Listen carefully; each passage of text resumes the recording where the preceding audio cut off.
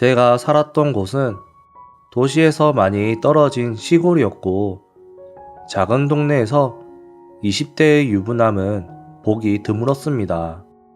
살던 동네에 작은 회사에 취직을 했었고, 취직한 지 얼마 지나지 않았던 때라 배워야 할 것들도 많았고, 일도 많아 항상 야근으로 바쁘게 하루를 보냈습니다.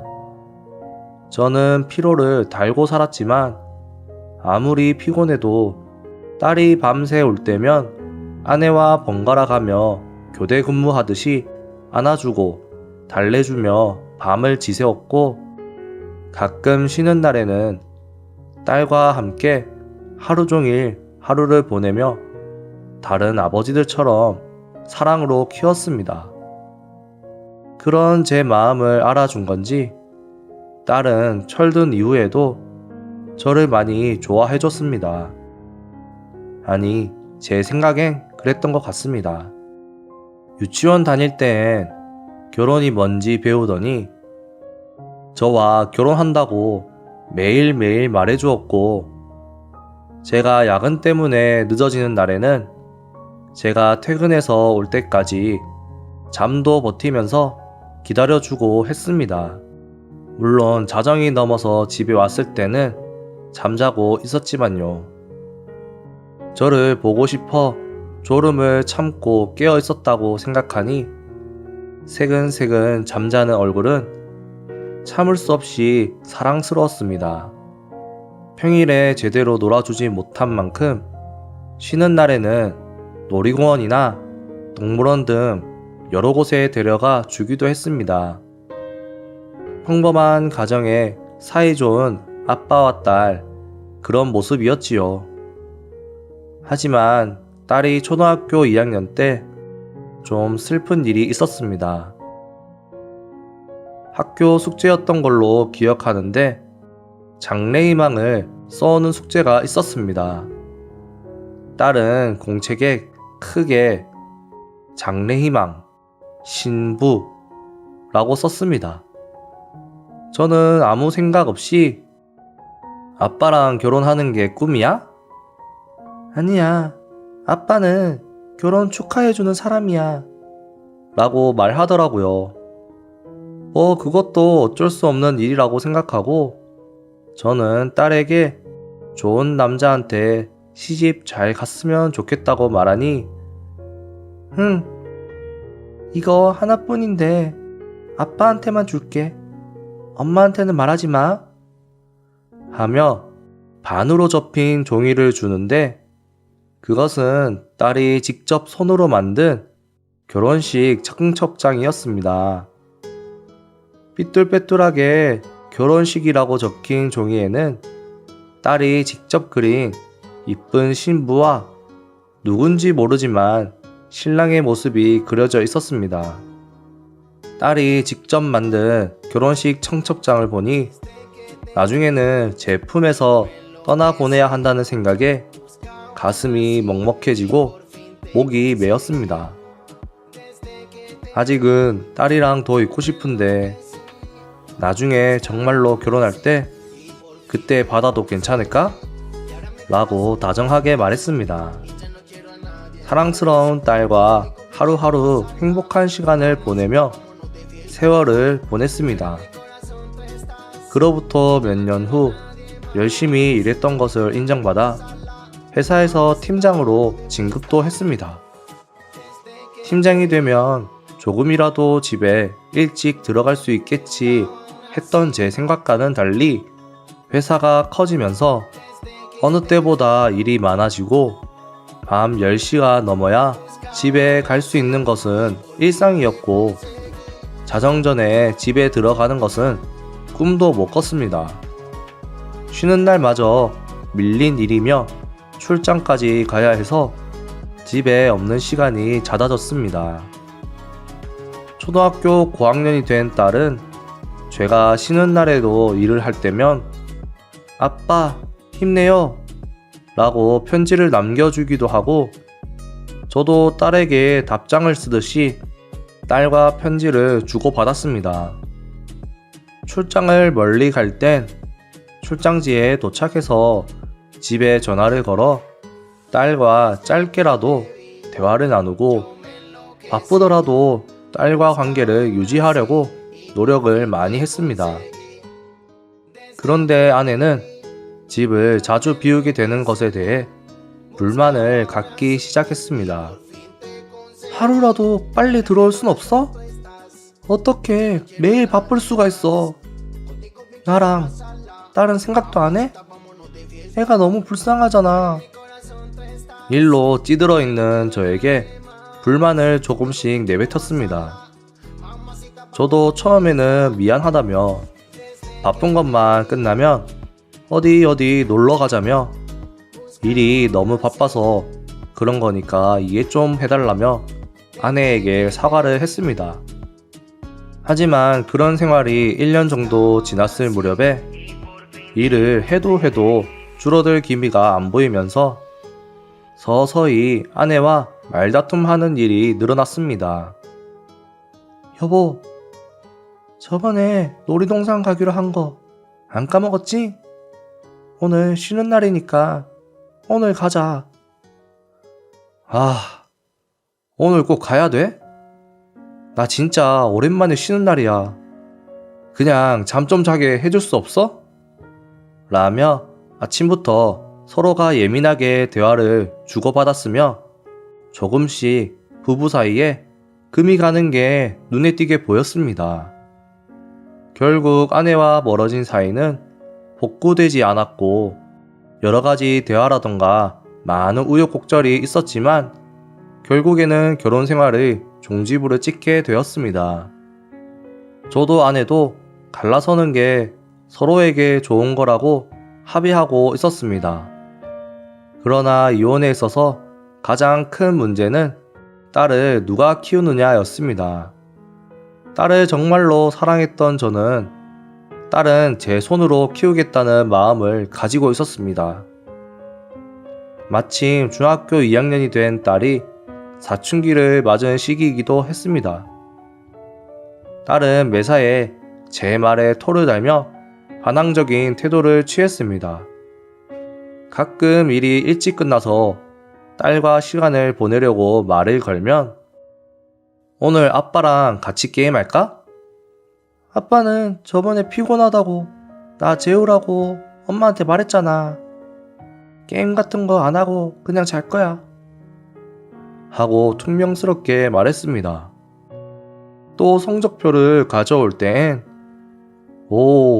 1학년 때보다 성적이 많이 올랐는데? 공부 열심히 하는 것 같네?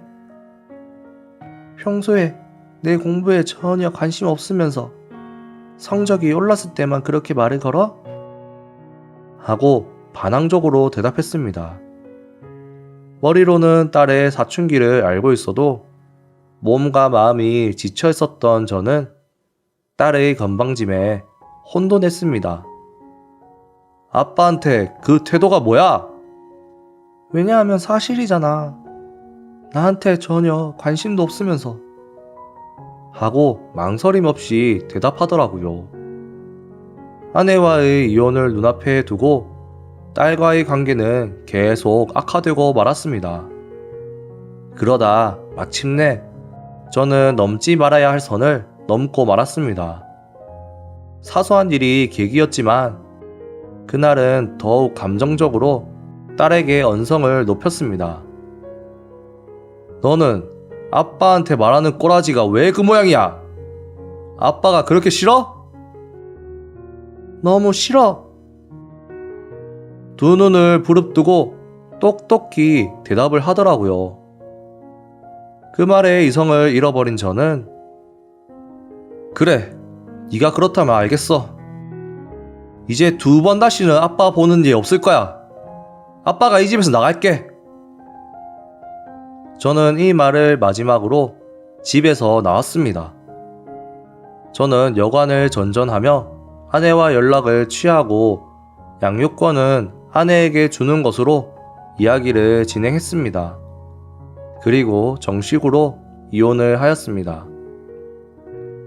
가족과 떨어져 혼자가 된 지 얼마 지나지 않아 딸과 말다툼을 끝으로 딸의 얼굴도 보지 못한 채 아내와 이혼을 마무리했다는 사실에 후회가 밀려왔습니다.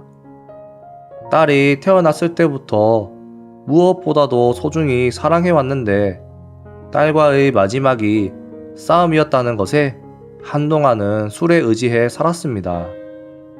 그 후 정신을 차렸고 딸에게 화를 냈던 걸 사과하기 위해 이혼한 아내에게 부탁을 했지만 이혼까지의 과정을 좋게 생각하지 않았던 장모님 장인어른께서 저를 매우 싫어하셔서 절대로 다시는 엮이는 일 없을 거라고 호언장담했던 터라 가정을 소홀히 했었던 지난 긴 시간들 때문에 연락하지 못하게 하는 상황에 저는 당당하지 못했습니다.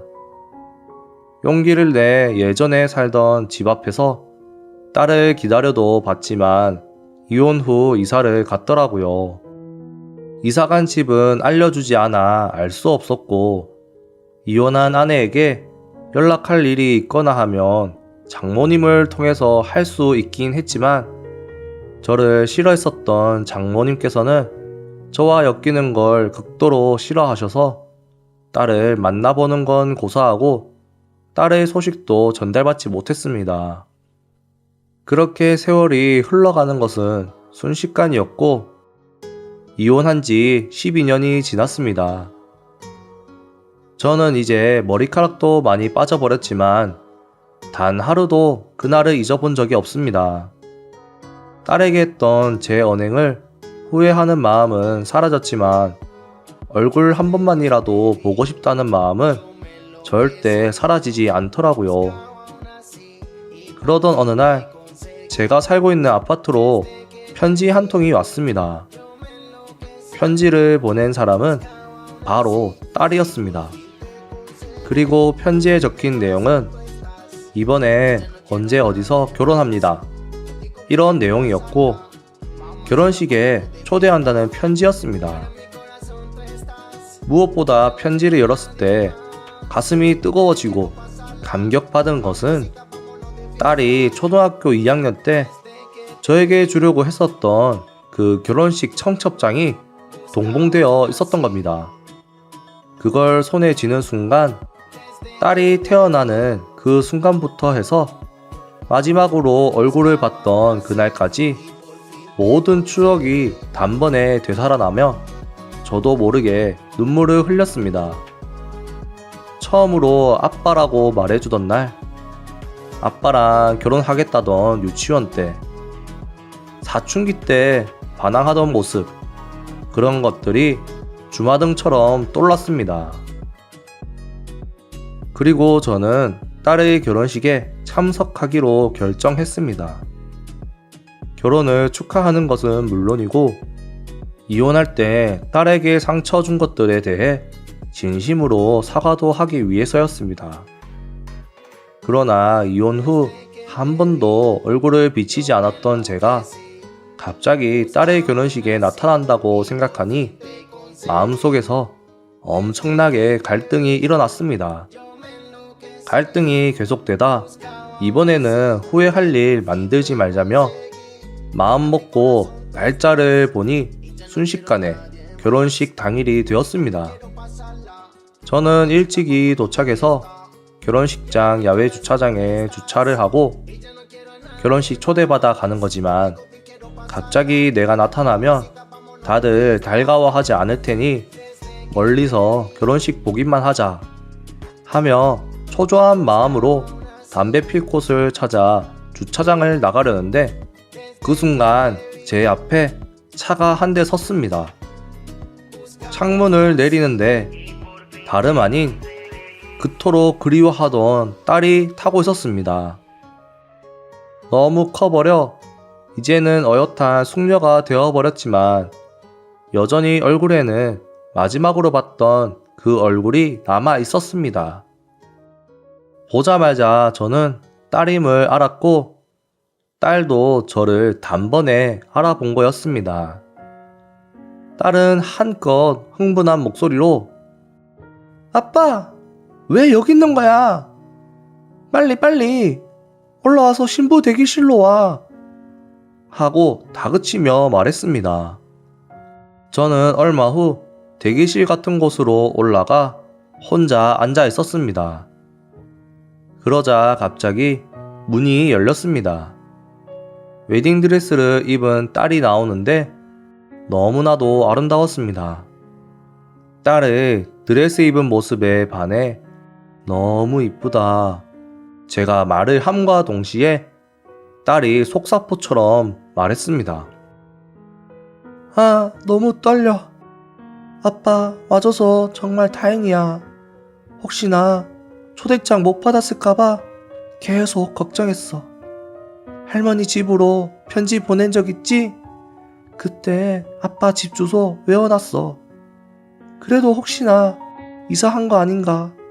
아니면 결혼식장까지 왔다가 그냥 가는 거 아닌가 싶어서 결혼식장 한 바퀴 도는데 그때 딱 아빠가 보이는 거야. 아, 정말 와줘서 고마워, 아빠. 그리고 옛날에 아빠한테 했던 말들 더 이상 말 안 해도 돼. 잘못한 거 아빠야. 정말 미안해. 아빠는 단 하루도 너를 잊은 적이 없어. 정말 많이 사랑했어.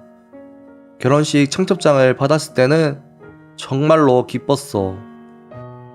너무 이쁘게 잘 커져서 고마워. 결혼 정말 축하해.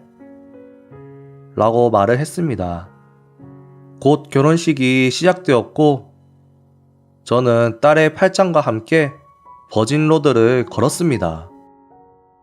이건 생각지 못한 딸의 부탁이었는데 아빠인 제가 함께 걷는 건 당연하다는 생각이 머릿속을 가득 채우면서 용기가 났습니다. 제 존재를 아는 사람은 몇몇 없었고 쏟아지는 박수 속에 등장한 저로 인해 놀라는 몇몇 사람들이 있었지만 이미 시작된 결혼식에 다들 눈만 동그래질 뿐이었습니다. 결혼식이 무르익을 무렵 딸이 감사의 인사와 함께 저를 향해 편지를 읽었습니다. 아빠 오늘 와줘서 고마워요. 떨어져 있었지만 한순간도 아빠를 잊은 적이 없었어요. 그날 아빠한테 너무 싫다고 말해버린 거 정말 죄송해요. 어디에 있든 아빠는 계속 제 아빠였어요. 오늘 웨딩드레스 입은 모습 보여드릴 수 있어서 정말 너무 행복해요. 딸이 훌쩍이는 소리가 더 많이 들렸지만 또박또박 읽어 내려갔습니다. 예기치 못한 제 이야기에 제 눈물은 멈추지 않고 흘렀습니다. 살아생전에 이렇게 울어본 적도 없었고 앞으로 흘릴 눈물 다 흘린 기분이었습니다. 여기저기서 눈물을 훔치는 소리가 들렸고 결혼식은 순조롭게 끝이 났습니다. 이날 이후 딸과는 연락을 할 수 있는 사이가 되었습니다. 성인이 된 딸의 연락을 막을 수 있는 사람은 아무도 없으니까요. 사랑스러운 딸은 남편과 함께 종종 집으로 놀러 옵니다. 좋은 소식도 전해졌는데 곧 있으면 제가 할아버지가 된다네요. 딸에게 못다한 사랑만큼 손주에게 사랑을 주려고 합니다. 두서없이 쓴 글 들어주셔서 감사합니다. 사연자분 딸처럼 사춘기 때 반항은 누구나 있을 겁니다. 저도 사춘기 때 부모님께 많이 반항하고 혼도 많이 났었는데 돌이켜보면 후회만 남더라고요.